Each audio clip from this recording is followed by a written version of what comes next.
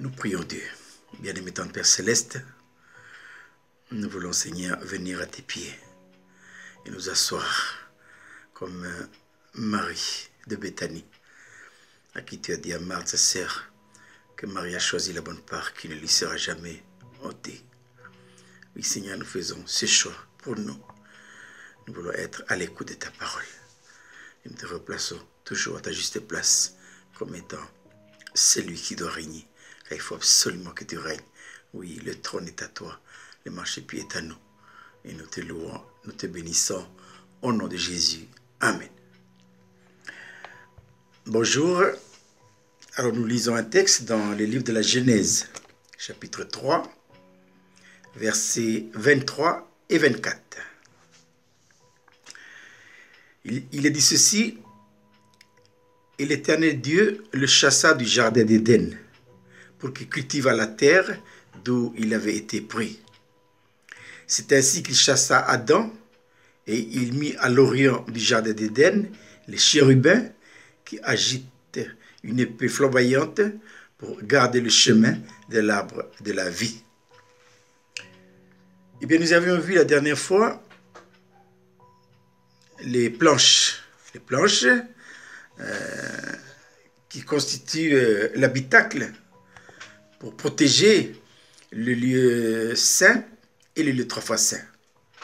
Nous avions dit qu'il y a en tout 48 planches, voilà, bien debout, avec deux tenons qui permet à la planche de s'emboîter sur des bases d'argent. Maintenant, les planches, ils sont à leur place, elles sont à leur place. Ce que nous allons voir maintenant, c'est le voile. Le voile. Le voile, nous savons que dans le tabernacle, il y a d'abord, quand on rentre, il y a d'abord un premier rideau, qui est en toile, évidemment, et avec les 4 couleurs.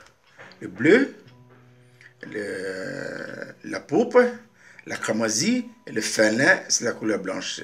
Quand on rentre après, on arrive dans une autre porte qui nous introduit à l'intérieur du tabernacle, c'est-à-dire à l'intérieur du lieu saint.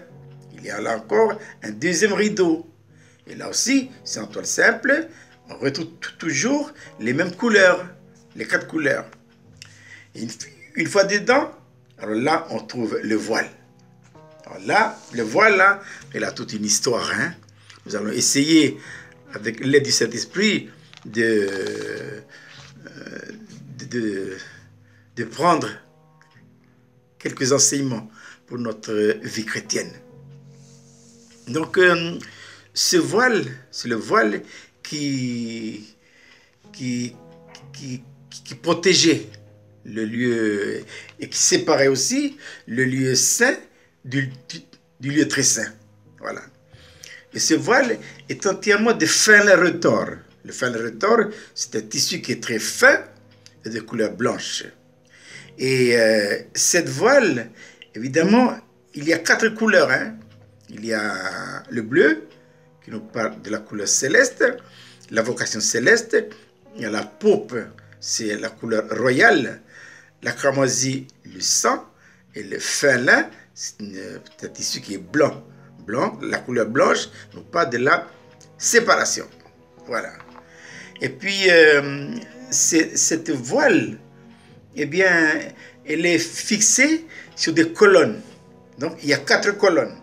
Il y a 4 colonnes. Et sur ces colonnes, il y a des crochets. Et les crochets sont des crochets en or. Et sur lesquels crochets sont fixés les voiles. Voilà. Maintenant, ces voiles, c'est cette voile-là, à la différence des autres là-bas, des 2 autres, c'est que ce voile-là, eh bien, il est artistement travaillé. Et là, nous voyons là l'œuvre des femmes. Hein. Oui, parce qu'ils sont teintés. Il y a les couleurs, évidemment, mais c'est aussi, il y a aussi, ils ont sculpté les chérubins. Et c'est joli à voir. Hein. Voilà. Donc, c'est bien fixé. Ah oui. Et on ne rentre pas dedans. Hein. Ça sépare. Hein. Donc, les les quatre colonnes pour tenir le voile, eh bien, ces quatre colonnes sont en or, voilà, mais ils se reposent sur des bases d'argent. Voilà. Et l'argent nous parle de quoi? Évidemment, il nous parle de la rédemption. Voilà. Et les quatre colonnes nous parlent de quoi?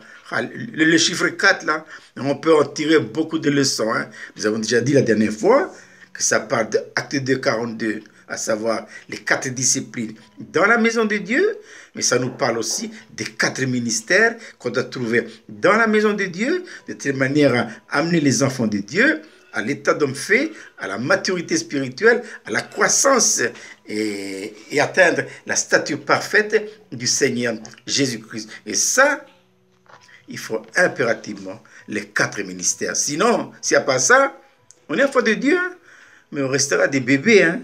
Et ça, c'est important à souligner. Hein? Maintenant, le voile. Le voile, c'est pour protéger ce qui est à l'intérieur. Dieu est à l'intérieur. Ça nous fait penser à quoi? Ça nous fait penser au drame d'Éden. Voilà. Dans les jardins d'Éden, Dieu avait un rapport, il avait un contact, il avait une communion intime avec l'homme. Mais depuis le jour où l'homme a fauté, il a chuté, il a tourné le dos à Dieu, voilà, l'homme est devenu un pécheur. Et qu'est-ce que Dieu a fait? Eh bien, Dieu, hein, il a chassé l'homme de là, il a mis dans le jardin d'Éden, à l'Orient, il a mis des chérubins. Voilà. Il dit dans le texte, c'est ainsi qu'il chassa Adam et il mit à l'Orient du jardin d'Éden les chérubins qui agitent une épée flamboyante pour garder le chemin de l'arbre de la vie. Pourquoi Dieu a-t-il chassé Adam de là? Parce que il ne faut pas qu'il mange l'arbre. Hein? Parce que s'il mange l'arbre de la vie, il va vivre éternellement, bien sûr, mais dans le péché. Alors Dieu l'a chassé pour lui donner une chance de rentrer un jour dedans. Hein? Et depuis ces jours, eh bien, le fruit de l'arbre de la vie, qui nous parle évidemment du Seigneur Jésus-Christ, eh bien, était protégé par des chérubins qui brandissaient une épée flamboyante interdisant l'accès de l'arbre de la vie. Et l'histoire est venue. Voilà. Et les chérubins sont dedans en attendant quoi? En attendant le grand jour. Le grand jour que Dieu savait dans sa préscience. Le grand jour où quelqu'un viendrait pour chasser pour dire aux chérubins, vous pouvez vous en aller de là. Et ce jour-là, c'était arrivé. C'est quand? Ben, c'était le Seigneur Jésus-Christ. Voilà. Jésus, dans l'incarnation, il a pris un corps humain. Il a fait un corps comme nous, chair d'homme, quoi. Voilà. Le voile nous parle de quoi? Le voile nous parle de la chair. La chair en nous, la chair, le péché en nous, qui nous empêche de voir Dieu. Voilà. Un jour, dans le livre de l'Exode, chapitre 33, Moïse a dit, Seigneur, fais-moi voir ta gloire. Et Dieu a répondu à Moïse, écoute, personne ne peut me voir et vivre. Celui qui me voit, il meurt. Voilà. Mais Moïse voulait tellement voir Dieu. Et Dieu a dit, ben, écoute, je vais te prendre et je vais te cacher sur le creux du rocher. Voilà. Et je vais te couvrir de ma main et je vais passer. De quoi nous parle le creux du rocher? Elle nous parle des souffrances du Seigneur Jésus-Christ. Et la main qui couvre et qui cache, nous parle de quoi? Le voile. Qui cache la gloire de Dieu. Hein? Voilà. Et je pense à Moïse. Quand Moïse montait sur la montagne, hein, et puis il parlait à Dieu.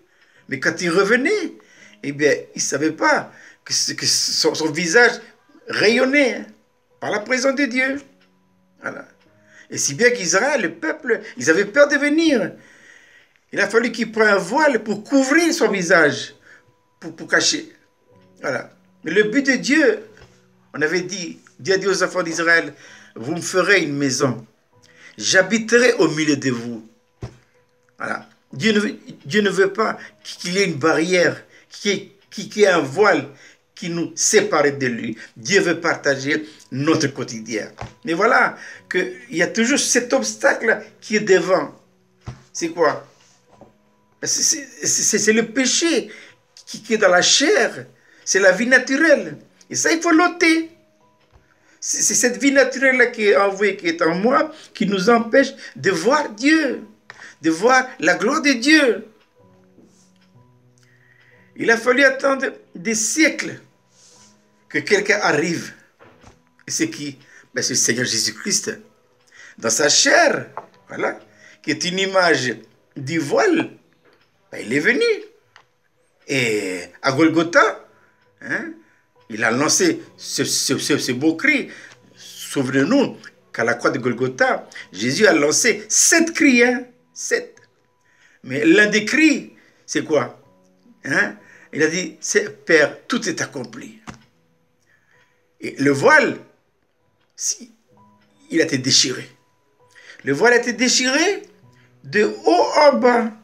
C'est pas de bas en haut, de haut en bas. Et pourquoi de haut en bas? Parce que c'est Dieu qui l'a déchiré. Voilà. On avait dit aussi que dans l'une de nos études, que dans l'arche, eh bien, sur le haut du propitiatoire, se trouvaient 2 chérubins.